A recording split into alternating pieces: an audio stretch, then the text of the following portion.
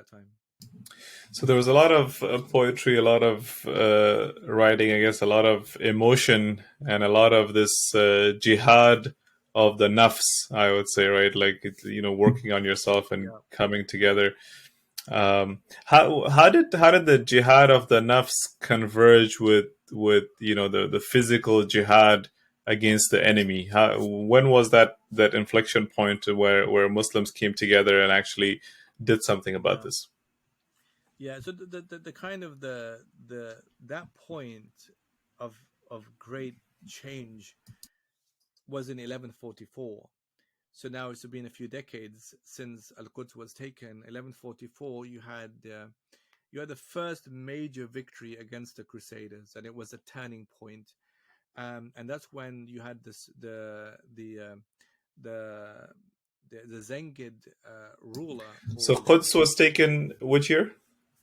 So 1099. 1099. So 1144. You said about 45 years, basically. Yeah, okay, that's right.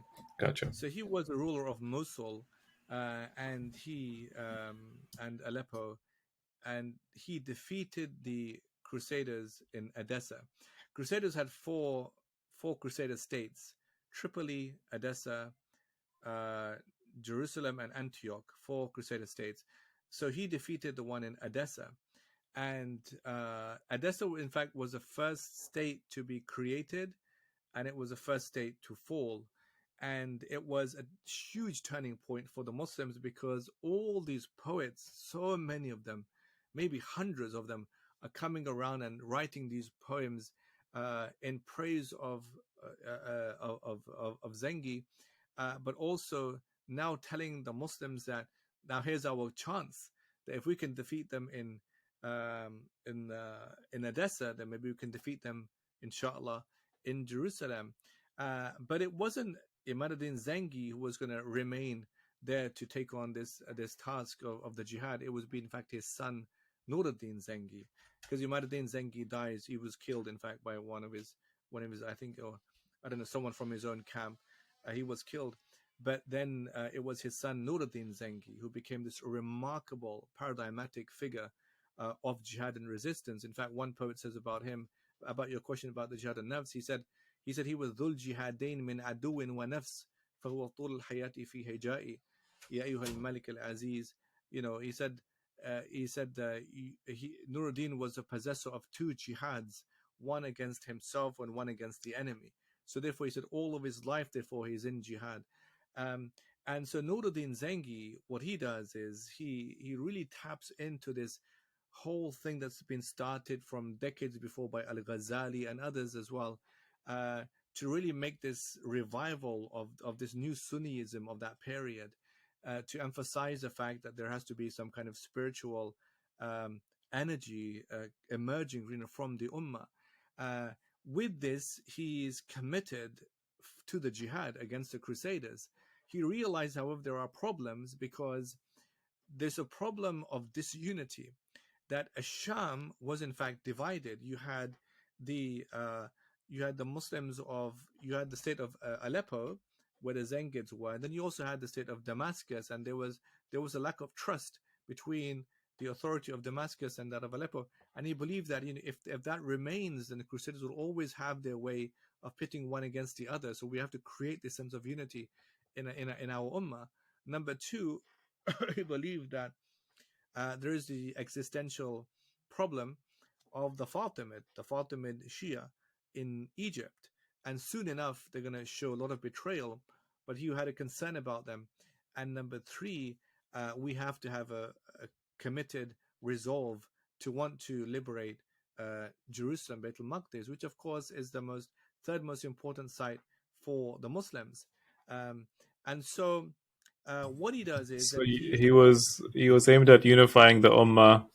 He was against the Shia rulership, and also recapturing Jerusalem as a key effort. A three-pronged focus. In order to do that, he, like you said, it's about actualizing things. I mean, he instills within his own character a kind of a model of a jihad ruler. And of course, it's about him, taking on the character of those who preceded him, like from the Prophet's companions and others after them, who were mujahideen in their own ways, and it's important therefore that he carried on that kind of tradition, and so he was very concerned about justice. Was one a key thing about justice. There's one interesting time where once he leaves like 2 shops for his wife in Hama, as kind of revenue for their family, and she once came to him and she said that we need more money, we don't have enough. And he says to her, وَلَيْسَ لِي إِلَّا هَذَا, all I have is this.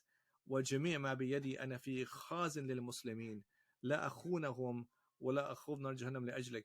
He says, all I have is this money, and I am a trustee, for this money for the Muslims, and I will not betray them, and nor will I enter hell because of you, you know. And so he had this great sense of justice about him. He was very concerned about people's practicing of Islam. He was very concerned about night prayers, for example. Very concerned about night prayers. There were stipends he used to give to like the poor and the elderly and the weak who used to just pray in the mosques. And people would say to him, "Why are you giving money to those people? We need money to fight the Crusaders, and you're giving money to these people." And he would say to them, and he said to them, he said, "How can I uh, how could I not give? How could I take money away from a people يقاتلون عني وهم لا يراني بسهام لا تخطأ?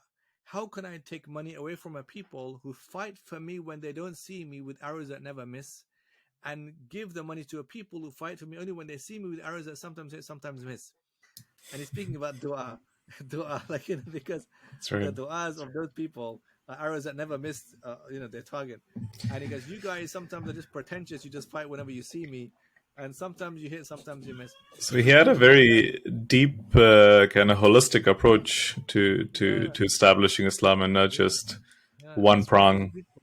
Yeah, I think he's quite a heroic character even for me. I find him really remarkable as a character, because he lived with a lot of frugality. He lived a very simple life.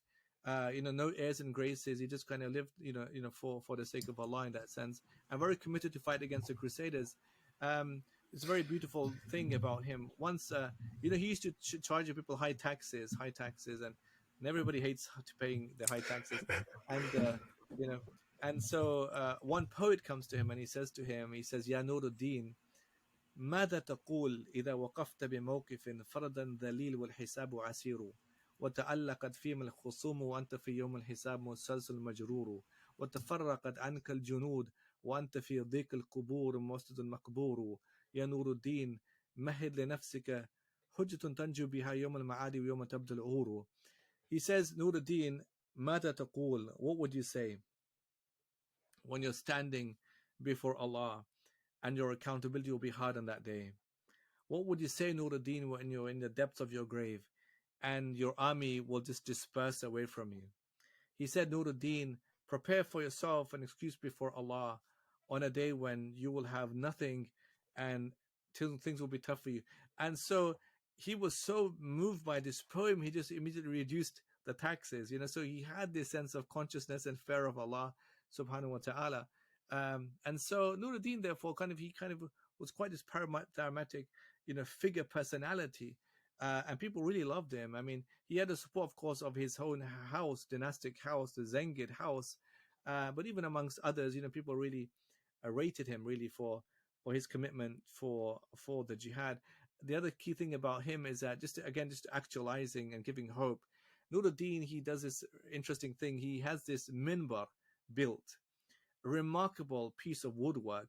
It's a woodwork with no nuts, no bolts. It's all interlocking parts.